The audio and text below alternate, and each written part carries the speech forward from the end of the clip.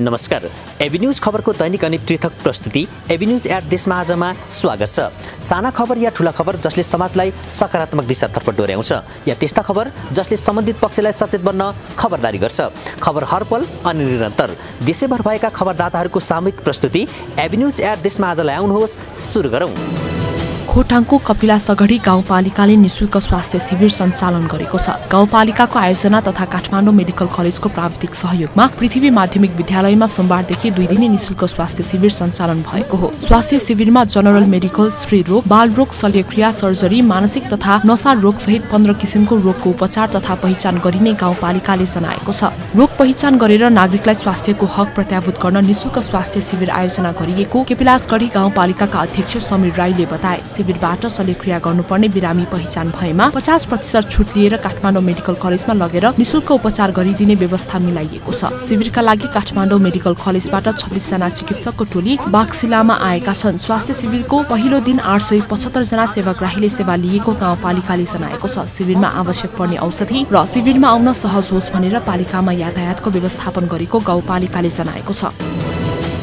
रङ्गेली विराटनगर सडक खण्ड अन्तर्गत धनपालथान गाउँपालिका 4 स्थित मंगलबारेदेखि विराटनगरसम्मको सडक धुलाम्य हुँदा सर्वसाधारणहरूले शास्ति भोग्न बाध्य रहेका छन्। सडक निर्माण कार्यमा ठेकेदार कम्पनीको लापरवाहीको कारण सडक धुलाम्य हुनुका साथै सडक समेत खाल्टाखुल्टी भएपछि दैनिकी सो सडकमा आवजावत गर्ने सर्वसाधारणहरूले जोखिम मोलेर आवजावत गर्न बाध्य रहेका छन्। विगतका दिनहरूमा रङ्गेलीदेखि विराटनगरसम्म पुग्नको लागि 30 मिनटमा पुगिने भए तापनि अहिले विराटनगरसम्म पुग्नको लागि 1.5 घण्टासम्म लाग्ने गरेको स्थानीय बालकृष्ण उप्रेतीले बताए। रङ्गेली विराटनगर सडक खण्ड अन्तर्गत धनपालथान गाउँपालिका मंगलबारेदेखि विराटनगरसम्मको 16 किलोमिटर सडक निर्माण कार्य सुरु भएको 3 वर्ष बितिसक्दा समेत निर्माण कार्य ठेकेदार कम्पनीको बेवास्ताको कारण दैनिकी सडकमा यात्रा गर्ने यात्रुहरूले ज्यान जोखिममा पारेर हिँड्न बाध्य रहेका छन्। नेपाल सरकार भौतिक पूर्वाधार तथा यातायात मन्त्रालय, सडक विभाग, हुलाक राजमार्ग निर्देशनालयले उक्त सडक निर्माण कार्यको लागि PS गजुरमुखी मोतीदान जेबीलाई 2076 कार्तिक 24 गते सम्झौता गरेर 2079 कार्तिकसम्म निर्माण कार्य सम्पन्न गर्ने समय अवधि 36 महिनाको दिए तापनि अहिलेसम्म पनि सडकको काम सम्पन्न नहुँदा सर्वसाधारणहरूले शास्ति बेहोर्न बाध्य भएका छन्। बिर्तामोडका युवा व्यवसायी तथा सामाजिक व्यक्तित्व नारायण चिमरिया तथा उनकी श्रीमती संगीता चिमरियाले वैवाहिक वर्षगाँठको अवसरमा विपन्न अपाङ्ग एक व्यक्तिलाई सहयोग गरेका छन्। चिमरिया दम्पतिले आफ्नो 25औं विवाह वर्षगाँठको अवसर पारी सोमबार छापा मेचीनगर 12 स्थित सहेरा डाङ्गेको विपन्न तथा सवारी दुर्घटनामा परि अपाङ्ग भएका प्रेम बर्देवालाई सहयोग गरेका हुन्। चिमरिया दम्पतिले उनको घरमै पुगेर खाद्यान्न तथा नगद सहयोग गरेका हुन्। चिमरिया नेपाल अलैँची व्यवसायी महासंघका महासचिव तथा नेपाल उद्योग तथा व्यवसायी महासंघ बिर्तामोड नगर कमिटिको संयोजक तथा विभिन्न संघ संस्थामा आबद्ध छन्। 2075 साल असार 26 मा 5 थरमा ट्याक्सी दुर्घटनामा परि घाइते बनेका बर्देवाको शरीरको कम्मर मुनिको भाग चल्दैन। आर्थिक वर्ष 2079-80 को बजेट अन्तर्गत बेथानचोक गाउँपालिकाको आन्तरिक स्रोतबाट पनौती नगरपालिका सिमाना पाटी खर्क हुँदै चलाल, गणेशस्थान, आलुबारी पाटी, मुसी खोल्सासम्म सडक कालोपत्रे र ढलानको काम अगाडि बढेको छ। करिब 9 करोड लागत अनुमान गरिएको सडक कालोपत्री योजनामा श्री जोशीजी घिमिरे जेभी निर्माण कम्पनीले 5 करोड 50 लाखमा ठेक्का लिएको हो। मुख्य सडक कालोपत्री भइसँगै बेथानचोक गाउँपालिका केन्द्रदेखि पनौती भएर आवजावत गर्ने सवारी साधनको आवागमनमा सहजता हुनुका साथै पनौती च्याम्राङ बेसी महाङ्काल बागमती हुँदै प्रदेश राजधानी हेटौडा जोड्ने सडक सञ्जालमा सहजता पाउने स्थानीयले बताएका छन्। सो सडक ठेकेदार कम्पनीले आगामी जेठ 25 भित्रमा निर्माण सम्पन्न गरिसक्नु पर्नेछ।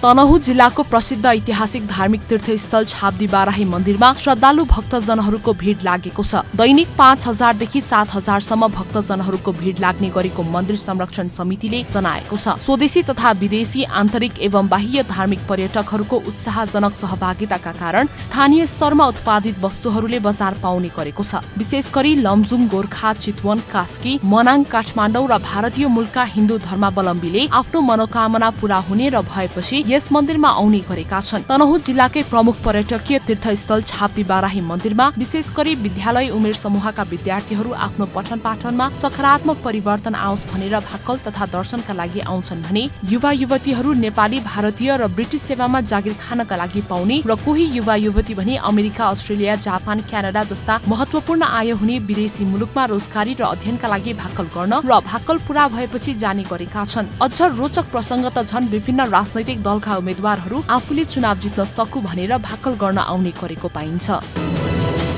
बिकु बचत तथा ऋण सहकारी संस्था लिमिटेड गैडाकोट र धनवर्षा बचत तथा ऋण सहकारी संस्था बुटौल बीच अन्तर्क्रिया सम्पन्न भएको छ। नवलपरासीको गैडाकोटमा रहेको बिकु सहकारीका कार्यक्रम अधिकृत मदन सापकोटाले विजय युवा क्लब क्रेडिट युनियनबाट सुरु भएको यो संस्था दिगो विकाससँगै खुशी तथा स्वस्थ सदस्य लक्ष्यका साथ अगाडि बढेको जानकारी दिए। 2048 सालमा 26 जनाबाट सुरु भएको यो संस्थामा हाल 24 शाखामा 1,25,000 सदस्य रहेको बताउँदै सदस्यका लागि गर्भदेखि स्वर्गसम्म सेवा उपलब्ध गराउने लक्ष्यका साथ अगाडि बढेको जानकारी दिए। सहकारी अवलोकन तथा अन्तर्क्रिया कार्यक्रममा धनवर्षा सहकारीका अध्यक्ष नारायण ग्यावालीले धनवर्षा सहकारीको बारेमा जानकारी दिए। कार्यक्रममा धनवर्षाकै व्यवस्थापक रचना पन्थ, सल्लाहकार प्रेम बहादुर फौदार, विष्णु श्रेष्ठ, उपाध्यक्ष राधाकृष्ण देउला, कार्यक्रम संयोजक रामबहादुर साई लगायतले सहकारीको बारेमा जिज्ञासा राख्दै आफ्नो भनाइ राखेका थिए। व्यस्त जीवनमा भागदौड बढी हुँदा व्यायामको अभावले शारीरिक तथा मानसिक रोगीको संख्या दिन प्रतिदिन बढ्दै गएको अवस्थामा पतञ्जलि योग समिति धरान उपमहानगर समितिले धरानकै व्यस्त बजार भानुचोकमा 1 हप्ते योग शिविर सञ्चालन गरेको छ। योग गरौं निरोगी बनाऊ भन्ने मूल नाराका साथ आयोजना भएको शिविरमा धरानका प्रवर्त व्यक्तित्वदेखि हरेक वर्गको 100 सर्वसाधारणको दिनहुँ उपस्थिति रहने गरेको छ। शिविरमा धरान उपमहानगरपालिकाका मेयर हर्क सम्पाङको समेत उपस्थिति रहेको थियो। उनले योग गरिसकेपछि बोल्दै मानिस शरीर र मनको संयोजनले जीवन बनेको बताए। उनले शरीरलाई चलाउने मन हुने बताउँदै यो योगबाट मन विचलित हुनबाट रोक्ने भएकोले योग प्रभावकारी रहेको बताए। उनले योग पतञ्जलिले गरेको कार्यको प्रशंसा गरे। योग गर्दा स्वस्थ रहन्छ भन्ने सन्देश प्रवाह गर्न पनि धरानको मुटु भानुचोकमा प्रत्येक बिहान 7 दिनसम्म योग शिविरको आयोजना गरिएको महिला पतञ्जलि योग समिति सुनसरीकी अध्यक्ष सुशीला उदासले बताइन्। दाँत झरेर समस्यामा परेका नागरिकहरूलाई लक्षित गरी पाल्पाको रामपुरमा निशुल्क कृत्रिम दाँत शिविर सुरु भएको छ।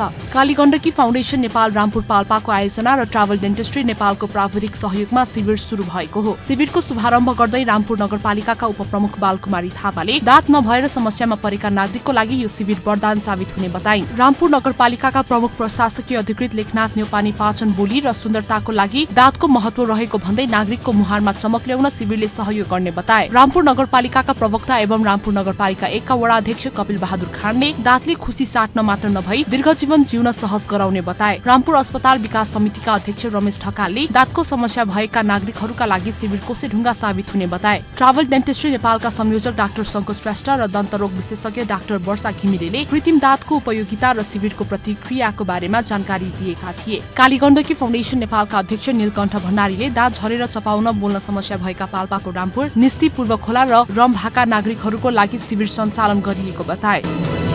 नेपाल कम्युनिस्ट पार्टीको आयोजनामा बागलुङमा 75औं स्थापना दिवस मनाइएको छ। नेपाल कम्युनिस्ट पार्टी धवलागिरी ब्युरोले धवलागिरी क्षेत्रका ज्येष्ठ कम्युनिस्ट नेतालाई सम्मान गर्दै नेपाल कम्युनिस्ट पार्टीले 75औं स्थापना दिवस मनाएको हो।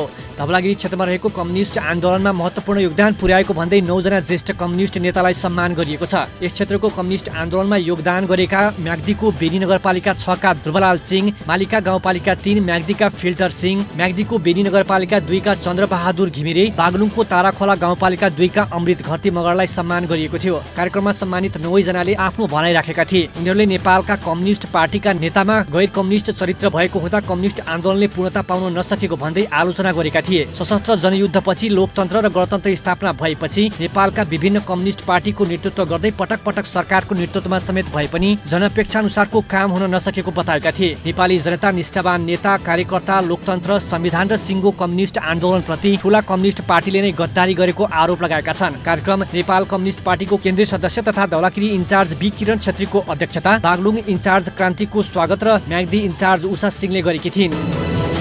गुल्मीको मुसिकोट नगरपालिकामा महोत्सव मनाइएको छ। मुसिकोट नगरपालिका अन्तर्गत 8 र 9 मा रहेको सालिमे स्मार्ट कृषि गाउँ मौरी पकेट समूहको आयोजनामा उक्त महोत्सव कार्यक्रमको आयोजना गरिएको हो। कृषि ज्ञान केन्द्र गुल्मीको सहयोगमा जिल्लाको मुसिकोट नगरपालिकामा मौरी स्मार्ट गाउँ कार्यक्रम लागू भएपछि त्यहाँका 50 घर परिवार कृषकहरू व्यावसायिक मौरी पालनतर्फ आकर्षित बनेका हुन्। गत 3 वर्ष अघि मौरी स्मार्ट कार्यक्रम लागू भएपछि त्यहाँका कृषकहरूले व्यावसायिक रूपमा मौरी पालन गर्दै आइरहेका छन्। मौरी पालन व्यवसायलाई आधुनिकीकरणसँगै महलाई विविधीकरण गरी त्यसको व्यवसायीकरण प्रवर्धन गरी गुल्मी जिल्लालाई महमा आत्मनिर्भर बनाउने उद्देश्यले जिल्लामा पहिलो पटक मह उत्सव गरिएको सालिमे स्मार्ट कृषि गाउँ कार्यक्रमका अध्यक्ष चुमा खर्ती मगरले बताए। सालिमे मौरी स्मार्ट गाउँ कार्यक्रमका लागि कृषि ज्ञान केन्द्र मार्फत 4 वर्षको अवधिमा 1 करोड 25 लाख रुपैयाँ अनुदान उपलब्ध गराउने कार्यक्रम रहेको कृषि ज्ञान केन्द्र गुल्मीका प्रमुख नवराज भण्डारीले जानकारी गराएका छन्। सालिमे मौरी स्मार्ट समूहले पहिलो वर्षलाई आधार वर्ष,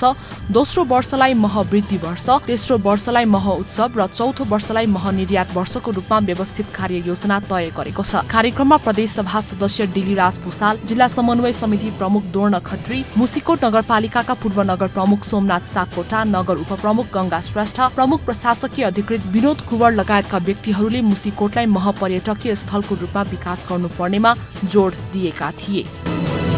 साहित्य चौतारीको मासिक सांगीतिक काव्य सभाको अवसर पारेर प्राज्ञ सभा सदस्यहरूलाई सम्मान गरिएको साहित्य चौतारीका संस्थापक संरक्षक देवी भक्त श्रेष्ठले बताए। संरक्षक श्रेष्ठले साहित्य चौतारीको कर्मथलोमा प्राज्ञ सदस्यहरूले हिजोका दिनमा निर्वाह गरेको भूमिका प्रशंसनीय रहेको जनाएका छन्। साहित्य चौतारीको अध्यक्ष हस्त परियारको अध्यक्षतामा आयोजित कार्यक्रममा स्रष्टा सर्जकहरूले गीत, कविता र गजल प्रस्तुत गरेका छन्। कार्यक्रमको सञ्चालन साहित्य चौतारीका सहसचिव देवी चरण भण्डारीले गरेका थिए। नेपालमा उत्पादन हुने विभिन्न कम्पनीका आइसक्रिम उद्योगहरूले सीमावर्तीमा सामान्य रोजीरोटी गर्ने युवाहरूलाई रोजगारी सृजना गरे तापनि नेपाली युवाहरूले सोचे अनुरूप आमदानी नभएपछि उनीहरूको व्यवसाय धरापमा परेको छ। पछिल्लो समय सीमा क्षेत्रमा रहेको चोपराहा बोर्डर, मायागञ्ज, नौचा, आमगाछी, बलङ्गा, सिक्टी लगायतका क्षेत्रबाट भारतमा उत्पादन हुने आइसक्रिमहरू लिएर नेपालको रङ्गेली स्थित संसारी मन्दिर दरबेसा, दाइनिया, कर्सिया, आमबाडी, झुर्किया, रामचोक लगायत स्थानमा भारतबाट अवैध रूपमा नेपाल प्रवेश गरेर सस्तो मूल्यमा आइसक्रिम बिक्री वितरण गरिरहँदा यहाँका साना व्यापारीहरूलाई समस्या परेको छ। सीमामा खटिएका सशस्त्र प्रहरीहरूको लापरवाहीका कारण साना व्यापारीहरू मर्कामा पर्ने गरेको रङ्गेलीका साना व्यापारी कुमुद रमानीले बताए। सीमा क्षेत्रमा खटिएका सशस्त्र प्रहरीको लापरवाहीका कारणले गर्दा नेपाल सरकारलाई कर तिरेर नेपालमा उत्पादन गरेर साना व्यापारीहरूले खरिद गरेर सीमा क्षेत्रमा बिक्री वितरण गर्ने गरे तापनि भारतीय आइसक्रिम व्यापारीहरूले सशस्त्र प्रहरीको मिलोमत्तोमा नेपाल प्रवेश गरेर सस्तो मूल्यमा बिक्री वितरण गरेको कारण आफूहरूलाई ठूलो समस्या परेको व्यापारीहरूले बताए। सशस्त्र प्रहरीहरूले भारतीय व्यापारीहरूसँग एक ठेला बापत 50 रुपैयाँदेखि 100 रुपैयाँ लिएर नेपाल पठाउने गरेको रङ्गेली 7 का आइसक्रिम व्यापारी रामचन्द्र सहनीले दावी गरेका छन्। सशस्त्र बीओपी रङ्गेलीका प्रहरी निरीक्षक सन्देश थापाका अनुसार सो कुराको जानकारी नभएको तर आफूले पनि भारतबाट भारतीय आइसक्रिम बिक्रीका लागि नेपाल आएको स्वीकार गरेका छन्।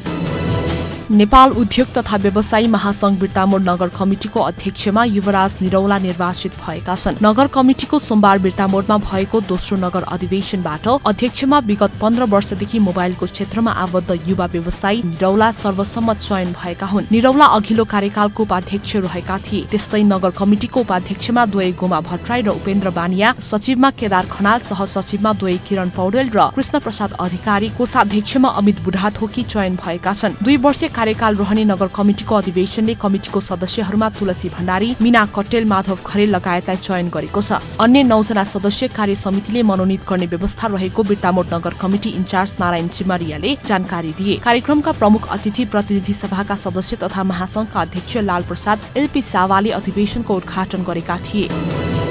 माहुरी पालनको प्रचुर सम्भावना रहेको पर्वतमा माहुरी पालन गरेर आमदानी गरिरहेका किसानहरूले महको बजारीकरणका लागि मान्यता प्राप्त लेबलिङ र प्याकेजिङको माग गरेका छन्। दशकौंदेखि सेराना जातको माहुरी पालेर मह उत्पादन गरिरहेका किसानले महको अन्तर्राष्ट्रिय बजारको लागि सरकारी तवरबाट लेबलिङ र प्याकेजिङको माग गरेका हुन्। माहुरी पालन व्यवसाय ज्यामितीय रूपमा विस्तार हुने र ग्रामीण भेगमा विस्तारको सम्भावना धेरै भएर पनि अन्तर्राष्ट्रिय बजारको सुनिश्चितता नहुँदा व्यवसाय विस्तार कारोबारमा चुनौती भएको माहुरी पालक किसानहरूले बताएका हुन्। 10 वर्षदेखि माहुरी पालन गर्दै आएका फलेवास नगरपालिका 10 का मदन चापागाईले सरकारी तवरबाट मान्यता पाउने लेभलिङको सम्म व्यवस्था भएमा उत्पादन बढाउन सकिने बताए। यो वर्ष लामो समय वर्षा नहुँदा फूल कम फुल्ने र फूल फुल्ने हिउँदे खेती तोरी लगायतको खेतीको क्षेत्रफल घट्दा चरण कमीले मह उत्पादन घटेको हो। माहुरी पालनबाटै गत वर्ष 150 कोला र 3 क्विन्टल मह बिक्री गरेकोमा यो वर्ष घटेको चापागाईले बताए।